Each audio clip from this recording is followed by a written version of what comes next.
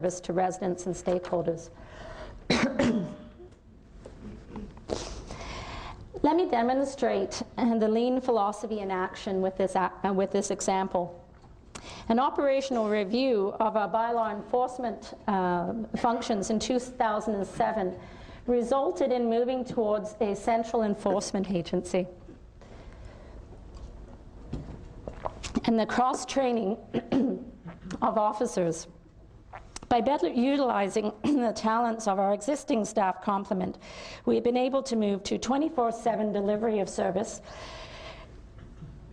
Sorry, I'm losing my voice, so just give me, and every time I cough, it sounds like it just blasts right over the audience.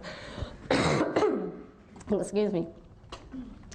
So by better utilizing the talents of our existing staff complement, we've been able to move to 24/7 service, enhancing the level of service, meeting new demands for service as we grow, while simultaneously reducing the need for an additional officer in 2008.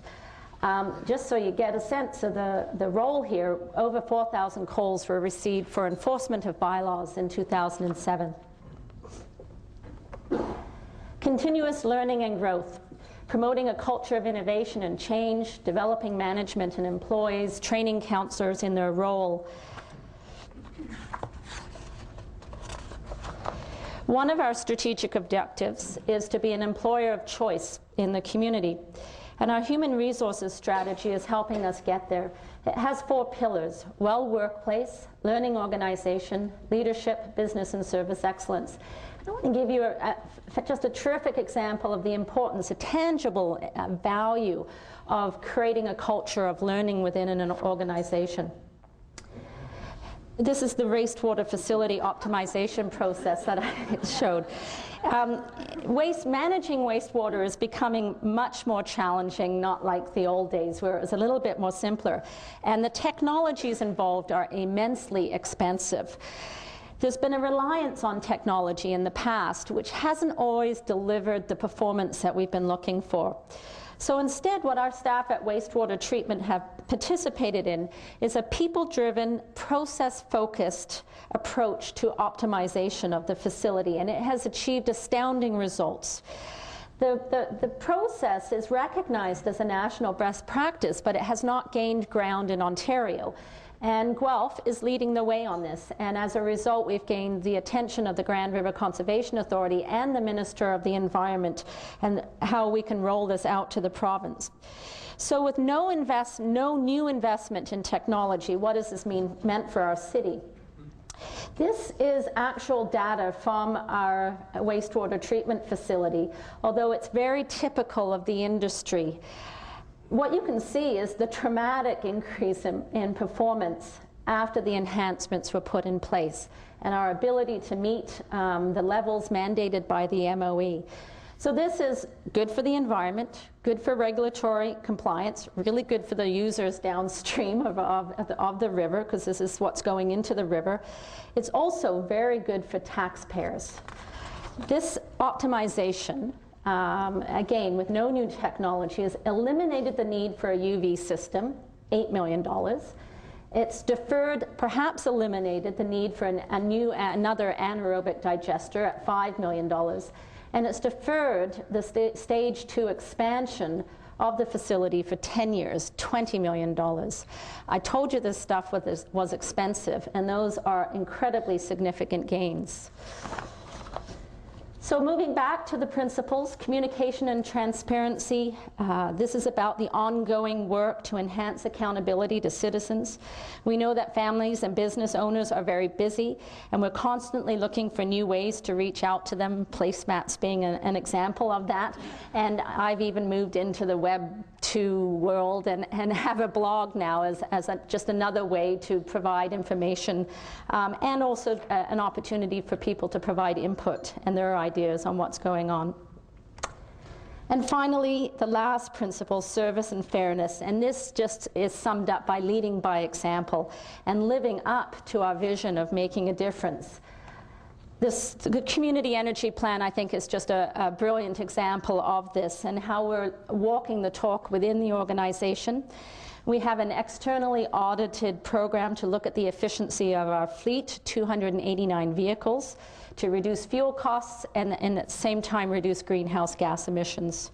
Our energy conservation coordinator is more than paying for his position through the energy savings he's finding in our facilities and our operations. We've started generating green energy at our wastewater treatment plant, and we are striving for zero waste at our new City Hall. So there you have it. There's 6 principles. These principles, I believe, are and will continue to inform our priorities and the way we do our business at City Hall. So now I want to shift to the financial and performance indicators very briefly. This is a bit of a tradition in my State of the City address to provide some of these for you. First, the budget. Council's budget process works to strip away everything that isn't covered by property taxes so that we can get down to the tax rate. The problem with that, it underestimates the scale of the operation whenever we're out there talking about it. So I consolidated it all, put it all together, the tax supported and the user pay. It's a $272 million budget every year. The largest share goes to emergency services, police, fire, and ambulance at 23%. Next is transportation, which includes transit, so everything car-related is in there, and bus and transportation-related.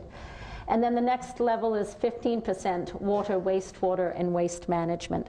So you can see the general split of where the tax dollar is going.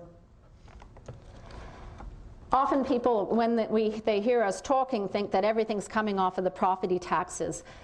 I just put this up to show that about just a little bit over half actually comes from property taxes. The remainder comes from such things as user fees, like water and wastewater, or fees in our recreational facilities, or building permit fees, and some other government grants as well. So that's sort of the breakdown of revenue at a high level. Assessment position, this is always something that's very of interest to the Chamber, has always been something that the Chamber has taken a lead on in addressing in the community, is that balance.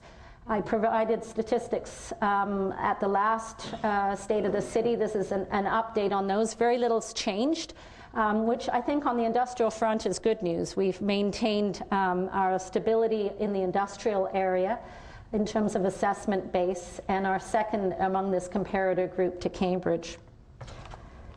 Job rate is something that I think we need to monitor. We have set our local growth strategy and our employment land strategy based on a job rate of 58 jobs per 100 people, or 58%. You can see we're holding firm at 58.7. There was a little bit of shifting over from last year, but we've maintained our relative position and also the job rate itself. There's just a couple of interesting statistics down the side, because you always hear this comment, well, are we a bedroom community? We're not. 2/3 of residents, working residents, work within the city. More than 23,000 people come into Guelph, and only 16,000 people leave to go to work. 24% are in the manufacturing sector, which is something that we should be concerned of, given current economic trends. And we're a highly educated community, 24% of residents with a college or university degree. Debt as a percentage of total expenditures at the city. We actually improved our relative position over last year, moving in the right direction, but it was because we stayed stable in terms of our rate at 4.1%, whereas some others in municipalities in our comparator group increased their debt as a percentage of total expenditures. So we were able to maintain a good position through being stable there. Reserves as a percentage of expenditures. Last year I showed this. We were at the bottom of the list. I commented that this was an area that we needed to see some progress on. We have improved our relative position, and it's a real change. Unlike the debt, which we stayed stable, this is a 5% increase in our reserves. So we've improved our relative position there. I've added some additional numbers this time around, just to show you that in the case of water reserves and wastewater reserves, in order to provide that essential infrastructure, we actually are above the average of our comparator groups in those areas. Quickly running through some tax burdens. I showed this last time. It always surprised people, that Guelph, among our comparator group, has the lowest residential tax burden for detached bungalows. Of cities that are 100,000 above, the only